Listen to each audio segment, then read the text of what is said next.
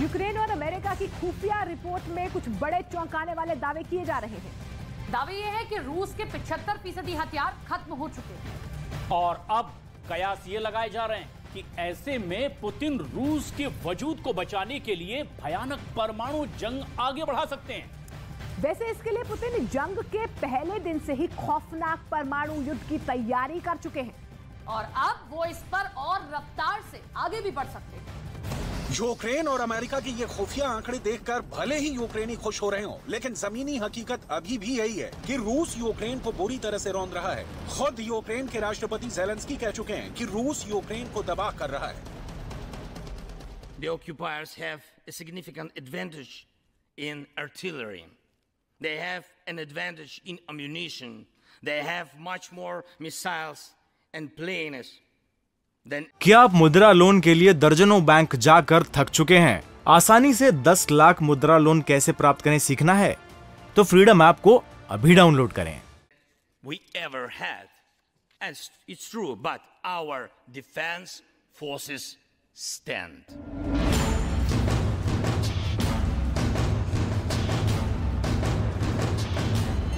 अगर हम यूक्रेन और अमेरिका की खुफिया रिपोर्ट के दावे को सही मान लें कि रूस के 75% हथियार खत्म हो चुके हैं, तो इस खबर में यूक्रेन और नाटो के लिए खुश होने से ज्यादा खबर ये है कि अब पुतिन को रूस के वजूद को बचाने के लिए भयानक परमाणु जंग करनी हो और इसके लिए पुतिन जंग के पहले दिन से ही खौफनाक परमाणु युद्ध की तैयारी कर चुके हैं। पुतिन ने बेलारूस में जहाँ अपनी परमाणु मिसाइलें तैनात कर दी है, तो वहीं रूस के जंगी युद्धपोत गोर्शकोव पर परमाणु मिसाइल ज़िरकॉन को तैनात करके उसे ब्रिटेन की तरफ भेज दिया गया है। यानी अब पुतिन के पास दो ही रास्ते बचे हैं, या तो परमाणु युद्ध से जंग जीतो या फिर रूस की तबाही देखो। इसीलिए पुतिन के कमांडर और रक्षा मंत्री अब पूरा फोकस परमाणु मिसाइलों पर कर चुके हैं। Корабль, вооруженный цирконами, способен наносить точечные и мощные удары по противнику на море и на суше. При этом особенностью гиперзвуковых ракет «Циркон» является возможность гарантированно преодолевать любые современные перспективные системы ПВО-ПРО.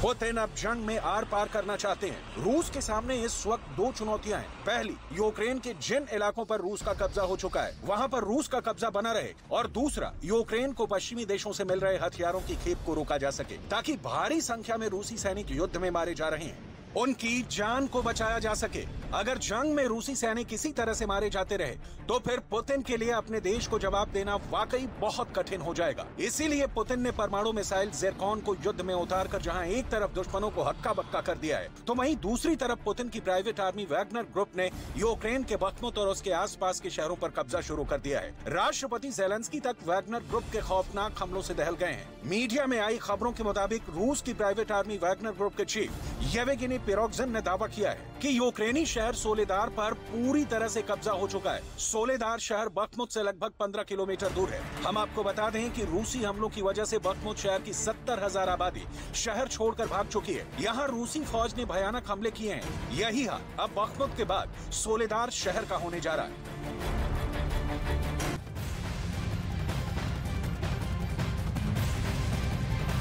रूस और यूक्रेन के युद्ध के बीच माना यह जा रहा है कि यूक्रेन पर रूसी सेना भारी पड़ रही है, क्योंकि अगर यूक्रेन जंग जीत रहा होता तो राष्ट्रपति ज़ेलेंस्की को खुद ये यूक्रेन के लोगों के सामने टीवी पर नहीं कहना पड़ता कि बखमुत और क्रेमिना और डॉनबास में रूसी सेना के घातक हमलों का सामना करना पड़ रहा है। पुतिन ने जीता यूक्रेन का सोलेदार। वैगनर ग्रुप के चीफ येवगेनी पिरोगजिन यहां तक दावा कर रहे हैं यूक्रेन के सोलेदार पर रूस का कब्जा पिछली गर्मियों के बाद जंग में मॉस्को की सबसे बड़ी जीत है। खबर के मुताबिक वैगनर ने यूक्रेनी सेना को सोलेदार शहर के बीचों बीच घेर लिया है। ब्रिटेन के रक्षा मंत्रालय का भी मानना है कि रूस के कब्जे में सोलेदार आ चुका है। वैगनर ग्रुप और यूक्रेनी सेना के बीच जंग 200 किलोमीटर लंबी नमक खदान की सुरंगों के आसपास हो रही है। हालांकि यूक्रेनी सेना दावा कर रही है कि सोलेदार शहर पर अभी भी यूक्रेन का कब्जा है। यूक्रेन दावा कर रहा है कि उसके सैनिक सेकेंड वर्ल्ड वॉर की तरह सोलेदार की जंग कर रहे हैं और अभी रूसी सेना का सोलेदार पर कब्जा नहीं हुआ है।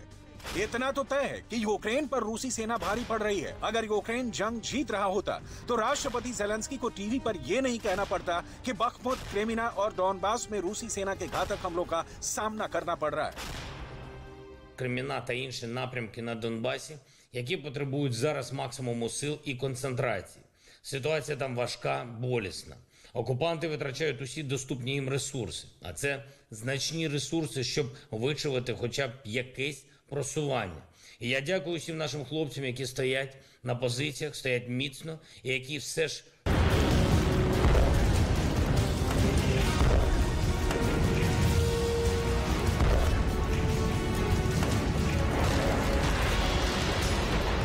पुतिन यूक्रेन को तिल तिल करके मार रहे हैं। रूस के टैंक तोपखाना रेजिमेंट्स ने तो यूक्रेन की पहचान तक मिटानी शुरू कर दी है। पूर्वी यूक्रेन के खार्किव शहर में रॉकेटों का कब्रिस्तान बन गया है। रॉकेटों का ये कब्रिस्तान रूसी आक्रमण के साक्षात सबूत दिखा रहा है। यूक्रेन के खार्किव शहर में 1000 से अधिक रूसी मिसाइलों के हमले के सबूत मिले हैं। आप इससे अंदाजा लगा सकते हैं कि रूसी फौज ने कीव समेत 12 शहरों पर कितने भयानक मिसाइलों से हमले किए हैं। यूक्रेन के दावों के मुताबिक अकेले खार्किव और उसके आसपास के इलाके रूसी गोलीबारी और मिसाइल हमलों में 1700 से ज्यादा लोग मारे जा चुके हैं, जिसमें 44 बच्चे भी शामिल हैं। खार्किव शहर में 14 लाख से ज्यादा लोग रहते थे, लेकिन आज यूक्रेन का खार्किव शहर मुर्दा घर बन चुका है। जबकि यूक्रेन के डॉनबास का हाल देखकर अमेरिका तक बौखला गया है। देखिए अमेरिका की राष्ट्रीय सुरक्षा के प्रवक्ता जॉन किर्बी डॉनबास पर रूसी हमलों को लेकर क्या कह रहे हैं। The fighting there in the Donbass has been quite intense in recent weeks.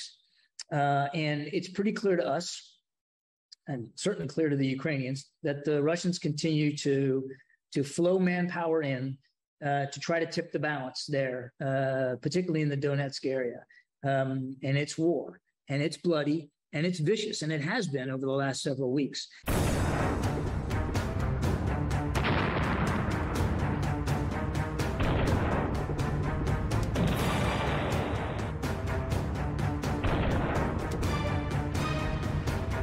ऐसे हालात में अगर यूक्रेन और अमेरिका की खुफिया एजेंसियां ये दावा करें कि लगभग 11 महीने की जंग में रूस के 75% हथियार खत्म हो चुके हैं, तो फिर ऐसी स्थिति में पुतिन क्या करेंगे। डिफेंस एक्सपर्ट्स के मुताबिक अगर रूस के हथियारों का जखीरा 75% तक खत्म हो चुका है, तो इसका सीधा सा मतलब है कि अब पुतिन को परमाणु जंग करनी ही पड़ेगी। अगर यूक्रेन और नेटो जंग रोकने पर राजी नहीं हुए, तो शायद इसीलिए पुतिन ने 4 जनवरी 2023 को रूसी सेनाओं को आदेश दे दिया था कि यूक्रेन में चल रहे रूस के स्पेशल ऑपरेशन के तहत ज़िरकॉन हाइपरसोनिक परमाणु मिसाइल को तुरंत अटलांटिक महासागर में भेजा जाए। जिसके बाद रूसी युद्धपोत एडमिरल गोर्शको को ज़िरकॉन मिसाइल के साथ ब्रिटेन की तरफ भेज दिया गया है। यानी पुतिन जंग में बिल्कुल साफ संदेश दे रहे हैं कि रूस की 11,265 किलोमीटर प्रति घंटे की रफ्तार से उड़ने वाली परमाणु मिसाइल ज़िरकॉन यूरोप को भस्म कर देगी और 1000 किलोमीटर में रूस का कोई भी दुश्मन इसका मुकाबला नहीं कर पाएगा। यानी अगर हथियारों की कमी की वजह से रूस की सेना को यूक्रेन से हटना पड़ा, तो उससे पहले पुतिन परमाणु मिसाइलों को यूक्रेन और यूरोप पर दागकर परमाणु सुनामी ला सकते हैं।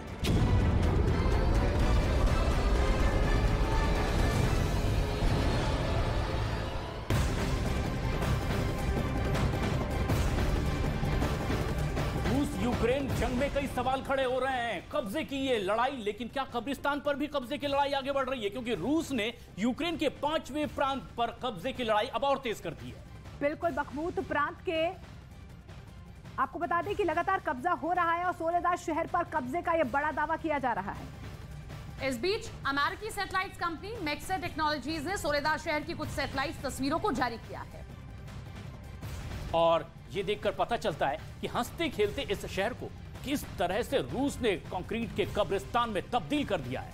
यहाँ के खेत ना खेती के लायक हैं, ना नमक खनन के इलाकों से अब नमक निकालने की कोई उम्मीद बची है।